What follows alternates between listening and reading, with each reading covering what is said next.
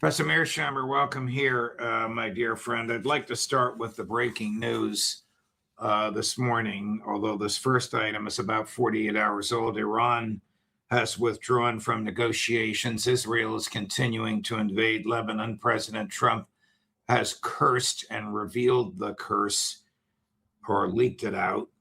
Prime Minister Netanyahu and Iranian President Pezeshkian claims he has not resigned. On top of all this, Larry Johnson and Pepe Escobar are reporting that Iran has a nuclear weapon. Let's reserve the nuclear weapon issue for a moment. What is happening between the United States and Iran and the United States and Israel, as you understand it, Professor Mearsheimer? Well, Lebanon is the key issue. And what's going on here is that President Trump wants to separate the Israel-Lebanon war from the Iran issue. The Iranians, on the other hand, because Hezbollah is a close ally of Iran, the Iranians want to link the two. And the Iranians say you cannot get a ceasefire until all of the shooting in the Middle East stops, which includes Hezbollah versus Israel. In other words, for President Trump to get a ceasefire and then get serious negotiations going after that, he has to completely shut down the war in Lebanon. He has to stop the fighting between Israel and Hezbollah. The problem that the president faces is that Benjamin Netanyahu, number one, doesn't want a peace agreement, doesn't want a ceasefire. He wants to go back to bombing. And number two, he understands that by continuing the war in Lebanon, that he thwarts any movement towards a ceasefire. So Trump is in a really difficult situation here because he's desperate. And it's very important to understand. He is desperate to shut this war down and get the ceasefire in place and then get negotiations going. But he can't do that because Iran has made it such that the war in Lebanon has to be shut down at the same time before the ceasefire can kick in. And of course, Netanyahu, therefore, is at odds with Trump over what's happening in Lebanon. And Trump has been trying to get Netanyahu to cooperate with him, but Netanyahu has, in effect, given him the finger. And this is what prompted Trump to lash out at Netanyahu and a number of, I think, high-level Trump advisors to go to Axios and tell them about this phone call, all for the purpose of putting pressure on Netanyahu. Chris, let's run the full screen, starting with the first one. So this is what Axios reports. Someone in the room with Trump overheard him say, I won't use the actual word, "You're effing crazy." Trump fumes at Netanyahu in call on Lebanon. "You'd be in prison if it weren't for me. I'm saving your ass." This is Trump to Netanyahu last night. "Everybody hates you now. Everybody hates Israel because of this." And then Netanyahu posts the following. It basically tells Trump to go take a hike. "I spoke this evening with President Trump and told him that if Hezbollah does not stop firing at our cities and citizens, Israel will strike terrorist targets in Beirut. This position of ours remain unchanged. Concurrently, the IDF will continue to operate as planned in southern Lebanon." All right, hold off on the further full screens, Chris. Trump says the IDF has turned around. Netanyahu says the IDF will continue. Who do you believe, Professor Mearsheimer? Well, there's no question that Netanyahu will try to continue the war in Lebanon, whether it's bombing Beirut or attacking in southern Lebanon. And those are two somewhat different issues. It's very important to understand that. And I wouldn't be surprised if Netanyahu ends up agreeing not to bomb southern Beirut, but nevertheless continues to fight in southern Lebanon, south of the Litani River.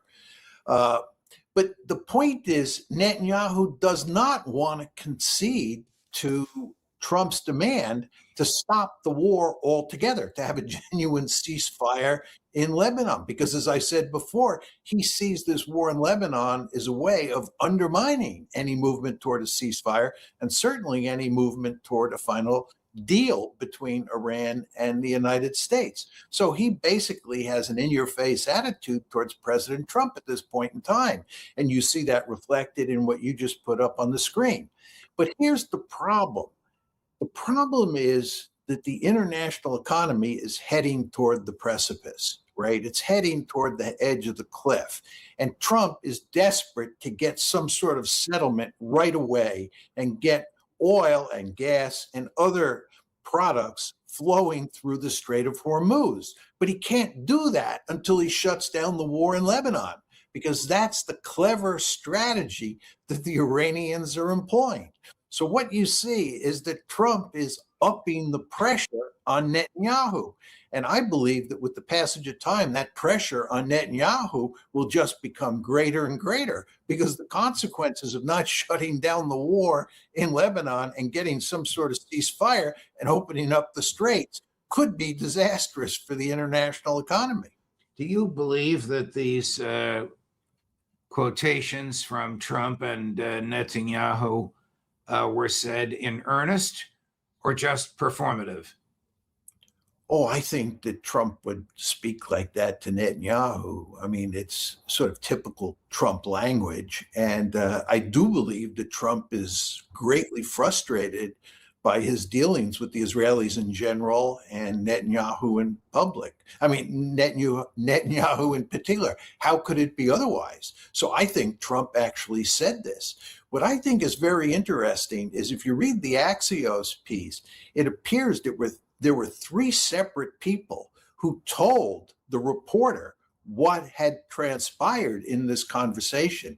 This tells me that the administration was very interested in telling Barak Ravid, the reporter at Axios, exactly what happened, making it clear that Trump was furious and sourcing the story with three different individuals. So there's no mistaking that Trump is reading Netanyahu, the Riot Act, at this point in time. Can Trump control Netanyahu as he boasts he can? Can he stop the invasion of Lebanon with a phone call? Well, if he is determined to do that, and the people around him are in agreement that this has to be done, he'll do it.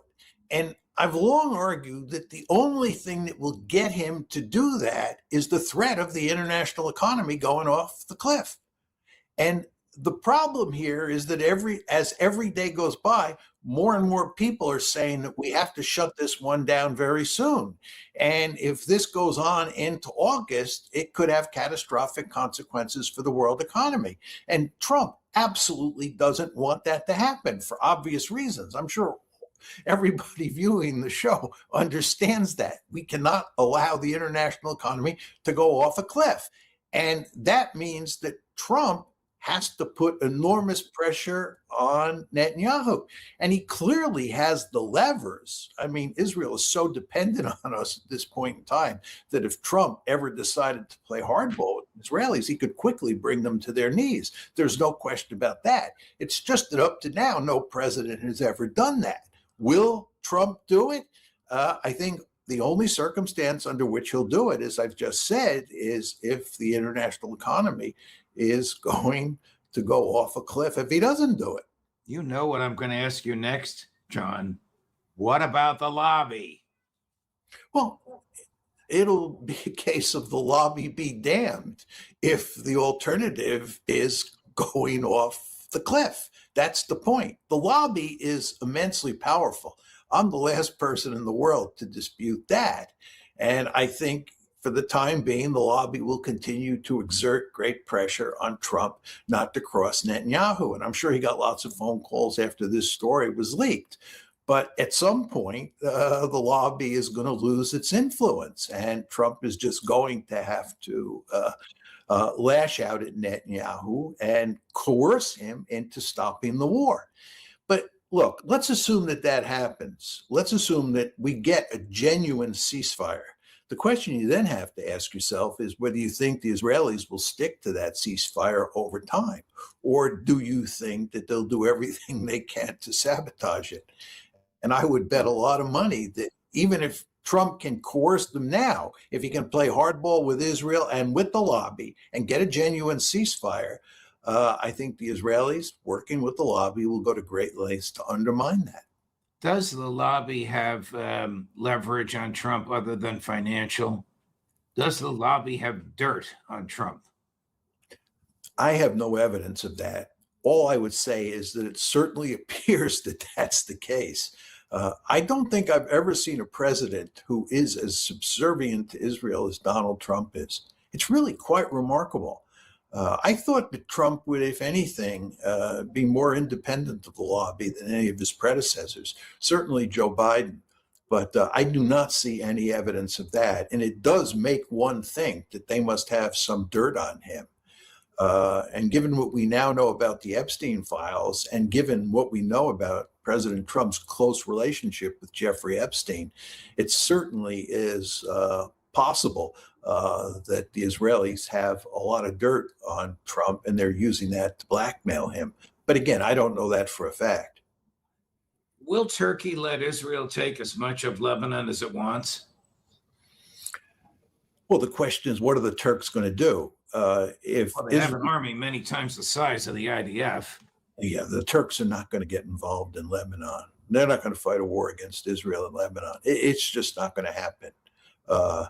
Look, the Turks are fully aware that Israel is a threat to them. Naftali Bennett, the former Israeli prime minister, has basically said that Turkey is a mortal threat to Israel. And after Israel deals with Iran, it will then have to turn its gun sights on Turkey and deal with Turkey.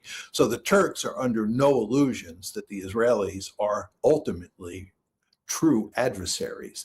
But the Turks do not want to pick a fight with Israel. And I do not believe they'd go to war in Lebanon if Israel goes further in Lebanon.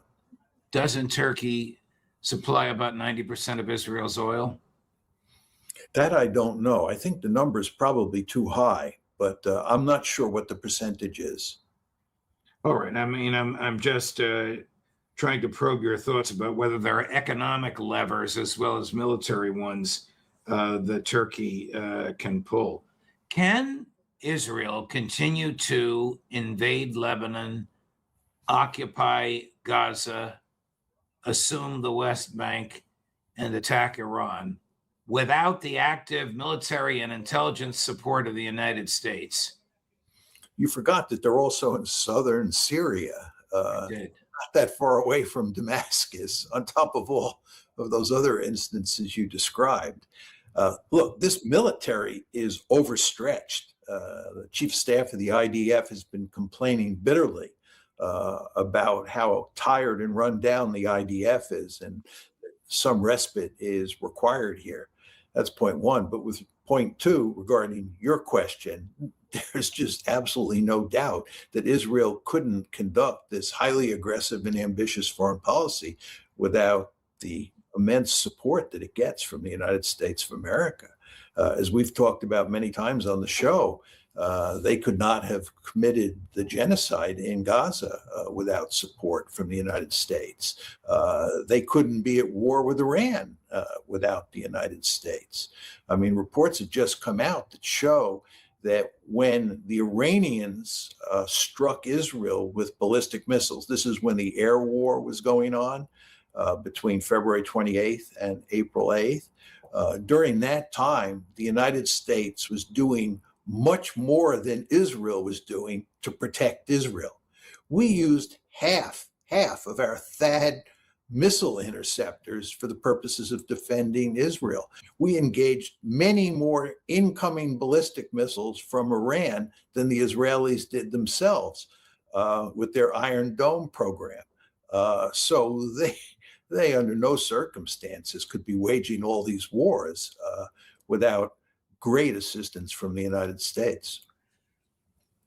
I wonder if Trump is under pressure from the Pentagon to end the war because they're running so low on military gear and ammunition. Oh, there's no question about that.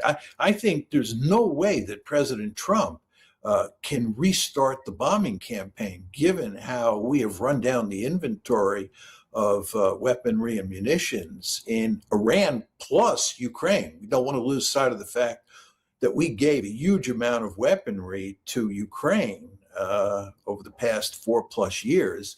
And now we've used a huge amount of our weaponry in fighting against Iran.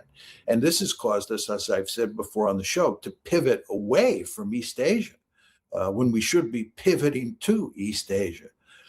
So there's no way that President Trump can start up this war again.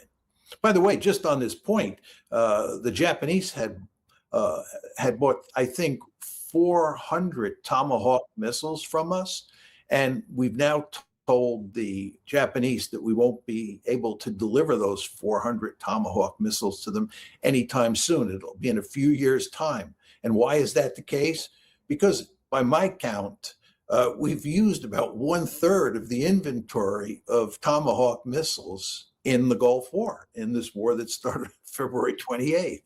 This is really malpractice, incompetence, malfeasance in office to allow America's offensive and defensive weaponry to be degraded like this. Absolutely. This is just more evidence of the fact that Israel, which led us into the war, is a strategic liability. It's an albatross around our neck. I mean, let's go back to the beginning of our conversation. What were we saying at the start of our conversation? We were saying that Israel not only got us into the war, they won't let us get out of the war. Right. They got us into a losing war. We want to get out of a losing war, and they won't let us get out of a losing war. They want to escalate. They want to restart the air war against Iran. And we cannot afford to fight the air war again against Iran. So Israel is a huge albatross around our neck. And now the National Defense Authorization Act for 2027, a 1,000-page piece of legislation that very few members of Congress will read before voting in favor of, basically funds the Pentagon, also has some, I guess I can't call them Christmas tree ornaments, but also has some goodies in there for the Israelis.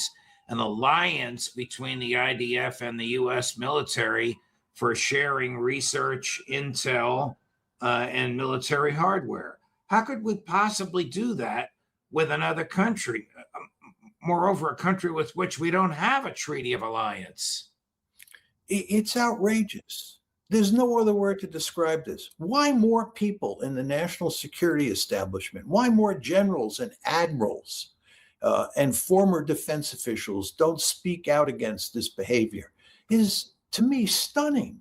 This should be unacceptable to senior military officers and to senior defense officials.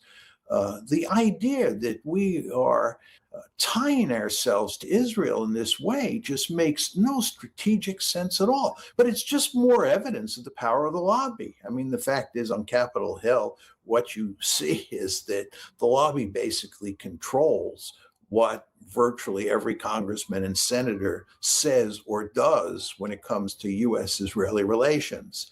And this is just another example of this. But it does mean that we are acting in strategically foolish ways. Here's a piece from Reuters out just about 15 minutes ago. I only have to read the first 2 or 3 lines to you. Benjamin Netanyahu is under criticism at home after U.S. President Donald Trump declared Israel would halt plans to attack Iran ally Hezbollah in Beirut, highlighting pressure the Israeli leader faces ahead of election polls showing him losing. Now, Trump claimed, this is Trumpian language, the IDF turned around in Lebanon. Netanyahu claims, Chris, if you can put that full screen up, Netanyahu claims the IDF will continue to operate as planned in southern Lebanon. So whom to believe, Professor Mearsheimer? Well, I think that for the time being, Netanyahu will go to great lengths to continue the war in southern Lebanon. He probably will not agree, or not, he probably will agree to not bomb southern Beirut, but the southern part of Lebanon, where the IDF is fighting on the ground and destroying villages and towns from the air, I think Netanyahu will try to continue that dimension of the conflict. But I believe at the same time that President Trump will go to great lengths to tell him that that is unacceptable. And the reason that Trump will do that is because the Iranians will tell Trump that there will be no ceasefire until Israel stops its bombardment of Lebanon, whether it's in southern Beirut or in southern Lebanon itself. You got to get a genuine ceasefire. That's what the Iranians are demanding. And I believe Trump has gotten the message, and he will try to convey that to Netanyahu. And again, my argument is only when the economic situation is threatening enough will you see Trump really lower the boom on Netanyahu. Here's what our friend and colleague, in my case, longtime friend and colleague, Larry Johnson, posted on his website. Does Iran have a nuke? Well-placed source says yes. So Larry reported yesterday on this show, and now has reaffirmed it, that he and Pepe Escobar, another friend of the show and friend of mine, received clarification on how Iran obtained a functioning deliverable, functioning means deliverable, nuke. Iran's objective is, with the backing of Pakistan, China, and Russia, to raise the risk to Israel of engaging in future attacks on Iran. Iran plans to detonate one of these in the Iranian desert to scare the daylights out of Netanyahu. Does this make sense to you? I don't believe it. I mean, I have great respect, as you know, for both Larry and Pepe, and I listen to them when they're on your show all the time. But I find this hard to believe. First of all, I don't think Russia or China, the other two great powers in the system, would give Iran a nuclear weapon. There has been no evidence of that along the way. And great powers like the United States, Russia, and China tend to be adamantly opposed to proliferation. They tend to be very hard line on proliferation. So I don't see the Russians or the Chinese doing it. With regard to Pakistan, there has actually been talk over the years about Pakistan giving a nuclear weapon to Saudi Arabia if Saudi Arabia got into desperate straits, to include Iran developing its own nuclear weapon. So there's very close relations between Saudi Arabia and Pakistan. And in fact, people have long argued that Saudi Arabia financed Pakistan's development of its nuclear arsenal. And the quid pro quo was that Pakistan would give Saudi Arabia a nuclear weapon if it was in dire straits. So if you told me that Pakistan had decided to give Saudi Arabia a nuclear weapon, I might find that plausible. But with regard to Iran, it's very hard for me to imagine Pakistan giving Iran a nuclear weapon. It's very hard for me to imagine Pakistan even giving a nuclear weapon to Saudi Arabia, but that's more likely than Iran. So I find this story to be hard to believe. That's not to say it might be proven wrong, but based on what I know, it doesn't sound right. Do you think that the people around Trump, I'm not asking you Trump himself because who knows what he thinks, the people around Trump rue the day he withdrew from the JCPOA? The maximum enrichment was 3.67%, verifiable by international inspectors. No inspectors since he tore it up in 2017. Well, there's no question it was a major mistake. You want to remember when Steve Walt and I debated Victoria Nuland and Mike Pompeo, Victoria Nuland made it clear that she thought it was a mistake to withdraw from the JCPOA. Pompeo, of course, who was Secretary of State at the time and therefore was one of the principal individuals in the first Trump administration responsible for withdrawing from the JCPOA, still thinks it's a good move, unsurprisingly. But Victoria Nuland thought it was a foolish move. And I think the fact that she thought that tells you that it's likely that a good number of people around President Trump, and maybe even President Trump himself, wishes they could go back and undo that. I think we'd be in a much better situation today, and we'd be in a better position moving forward had we not withdrawn from the JCPOA. I think that was a terribly foolish move by President Trump. Suppose Larry and Pepe are right, and we wake up some morning and discover that Iran has detonated an enormous nuclear weapon in some safe way, in some safe place. What will the reaction be in Tel Aviv and in D.C.? Well, let's make a couple points here, all closely related. First of all, if they got a nuclear weapon, they had only one nuclear weapon, they would have no incentive to explode that nuclear weapon, because then they wouldn't have another nuclear weapon. So for this story to be, to make sense, they need at least two nuclear weapons, okay? So let's assume that they have two nuclear weapons, they explode one, and they have one left. The great danger that they risk in that situation is the Israelis will go after that one remaining nuclear weapon. You want to understand that Iran having nuclear weapons only produces stability if Iran has a survivable nuclear deterrent. What that means, Judge, is that if Israel strikes Iran with its nuclear arsenal, it cannot eliminate all of the nuclear weapons that Iran has. Iran, in that circumstance, has a second strike capability.